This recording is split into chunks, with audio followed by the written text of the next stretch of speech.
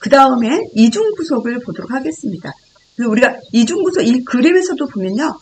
선생님이 그 말을 해도 돼. 그러면서 그 표정에는 말하지 말라는 그런 표정인 거예요. 그런 것들이 이중구속이거든요. 이중구속이라고 하는 것은 그 사람 말이라든지 언어적, 비언어적 메시지가 이것이 일치가 되지 않고 모순이 됐다든지 또 말 안에서도 모순이 될 수 있어요. 그래서 아까는 선생님께서 괜찮다라고 말을 했는데 지금은 그거는 올바른 것이 아닌데 같은 상황에서 서로가 다른 말을 할 수가 있거든요. 그런 것들이 이중구속이죠. 대상자한테는 이중구속의 의사소통을 우리가 하는 거고 대상자는 선생님이 서로 다른 메시지를 하기 때문에 어느 메시지에 대해서 얘가 반응할지 혼돈스럽게 만들어 주는 거죠. 네, 그 다음에 방어라고 하는 거. 방어는 대상자가 이렇게 불평불만을 늘어놔요. 불평불만 했는데 그때 여기 이게 이제 방패거든요. 방패로 방어를 하는 거예요.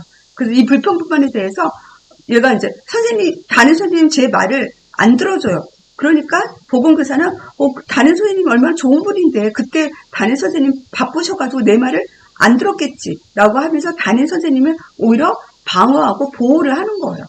그러면 대상자는 자기가 불평불만이 있는데 이걸 이야기하고 싶은데 이미 선생님이 방어를 했기 때문에 대상자는 이제 거절감을 느끼는 거죠. 더 이상 자기의 그런 생각과 감정을 표현할 권리가 없다라는 생각을 나타내 주는 것이 방어가 되어지는 거죠.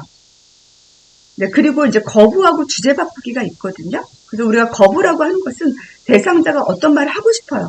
근데 선생님이 그 얘기는 그만하자. 그 말은 이제 그만하자라고 하는 것이 거부이죠. 그래서 얘가 이제 선생님 저 죽고 싶어요 그랬죠. 죽고 싶어요 했는데 이 죽고 싶어라고 하는 이것은 선생님들에게는 너무 좀 뭔가 부담감을 주는 거거든요. 부담감을 주고 약간 불안을 줄 수 있는 대화이기 때문에 그래가지고 이거는 이제 그만하자라고 그렇게 선생님이 거부를 하는 거예요. 대화를 거절을 하는 거죠. 그러면 우리가 거절을 하면 학생은 거절당한 느낌을 갖게 되어지는 거예요. 선생님이 내 말을 더 이상 듣고 싶지 않구나. 라고 자기는 중요한 주제인데 그러면서 더 이상 이제 거절감을 느끼면 이제 의사소통의 진행이 어려워지는 거죠. 그 다음에 주제 바꾸기는요. 아예 선생님이 주제를 바꾸는 거예요. 그래서 학생은 힘들어요 했는데 선생님은 우리 점심 먹을까? 라고 주제를 바꾸는 거거든요. 그래서 이것도 이제 대상자 이야기와 관련 없는 주제로 바꾸니까 이것도 학생도 이제 발언권이 박탈이 되어지는 거죠. 학생은 이야기를 하고 싶은데 자기 감정, 힘들었던 감정을 이야기하고 싶은데 선생님은 다른 이야기를 하니까 우리가 이제 학생의 어떤 발언권이 박탈이 되어지면서 의사소통은 선생님이 요구한 의사소통이 되어지지만 그건 피상적인 의사소통이 될 수밖에 없는 거예요. 우리가 상담이라고 하는 것은 학생의 어떤 감정과 생각을 이걸 표현할 수 있도록 해야 하는 거거든요. 그렇기 때문에 발언권이 학생들한테 있어야 돼요.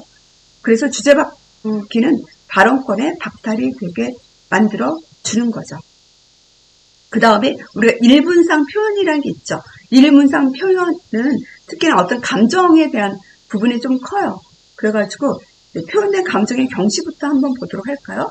표현된 감정의 경시는 지금 학생이 많이 슬퍼하고 하는데 선생님이 이거를 이 슬픔에 대해서 어떤 보편화적으로 말을 한다든지 가볍게 넘기는 거예요.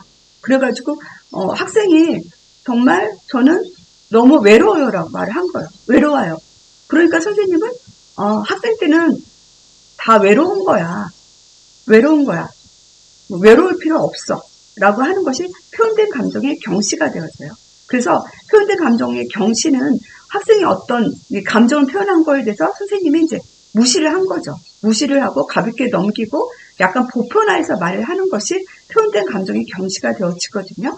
그래서 이거 관점은 우리가 얘는 사실 외롭기 때문에 선생님의 관점이 아니에요. 선생님 보기에는 학생 때는 외로워한다는 것이 다 외로워하는 거고 외로워할 필요가 없는 건데 외로워한다라고 선생님의 관점이지만 우리는 항상 대상자의 관점에서 대상자가 어떤 느낌을 가지고 있는지에 대해서 우리가 파악을 할 필요가 있는 거죠. 그리고 일시적인 안심이라고 하는 거. 일시적인 안심은 긍정적인 멘트를 날리는 것이 일시적인 안심이에요. 그래서 다 잘 될 거야. 넌 잘하고 있어. 시험 잘 볼 거야. 그렇게 하는 것이 일시적인 안심이 되거든요. 긍정적인 멘트를 날리는 것이. 그래서 사실은 다 잘 될 거야. 넌 합격할 거야. 잘해가고 있어. 이런 것들은 사실은 근거가 없어요. 그래서 근거가 없이 모든 것이 괜찮다고 말을 하는 거죠. 이것도 이제 대상자의 어떤 감정이 무시가 되어져. 자기는 이제 시험에 대한 걱정이 있는 거예요. 걱정이 있는데 선생님은 시험 잘 볼 거야.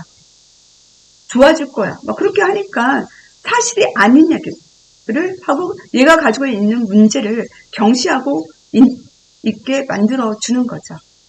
네, 그 다음 이제 문자적인 반응을 볼까요? 문자적인 반응은 여기서 보면 학생이 학교가 감옥 같아요. 그렇게 하니까 학교를 이제 감옥으로 어떻게 비유를 한 거잖아요. 근데 선생님은 학교가 감옥처럼 약간, 감옥같이 차갑지. 그런 식으로 표현할 수 있다든지, 학교가 어떻게 감옥이 될 수 있니? 그런 식으로 표현을 한다든지, 그런 것들이 문자적인 반응이에요. 그래가지고,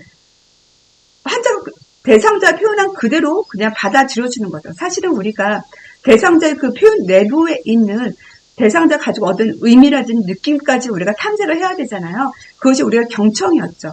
우리가 경청이라고 하는 것은 대상자의 말한 표현 그 이면에 대상자의 의미와 생각까지도 우리가 읽어내는 게 경청이었거든요. 근데 그런 의미와 느낌까지를 탐색하지 않고 표현한 그대로 받아들여지는 것이 문자적인 반응이죠. 그래서 대상자도 자기 감정이 뭔가 무시되었다라고 생각을 가지니까. 그리고 또 이제 우리는 다 우리 내면의 그 이면의 그런 내 생각과 욕구를 읽어주기를 원하거든요. 그걸 읽어주지 못하니까 선생님이 나를 이해하지 못하는구나 라는 생각을 갖게 만들어주는 거죠. 상투적인 반응은 우리 여기처럼 힘내, 낙담하지 마. 병원에서 하는 대로 그대로 따라하면 따라하면 돼. 좋은 생각만 해. 그런 것들이 우리가 상투적으로 항상 하는 말들이 상투적인 반응이에요. 그래가지고 이런 상투적인 표현들은 성의가 없는 거죠. 상투적인 태도를 가지고 있고 성의가 없고, 우리는 사실 이런 개별적인 게 있거든요. 상투적인 것이 아니라 나만의 어떤 독특함. 나는 현재 내가 이제 부정적인 생각으로 계속 있어서 부정적인 감정이 들고 우울하고 불안한데, 선생님은 긍정적으로 생각해. 쉽게 이야기를 하는 것은 상투적인 태도이고 성의가 없다고 생각하고, 나의 어떤 개별성을 느끼기 어렵게 만들어진다라고 학생에게 생각을 들게 만들어주는 거죠. 네, 여기까지고요.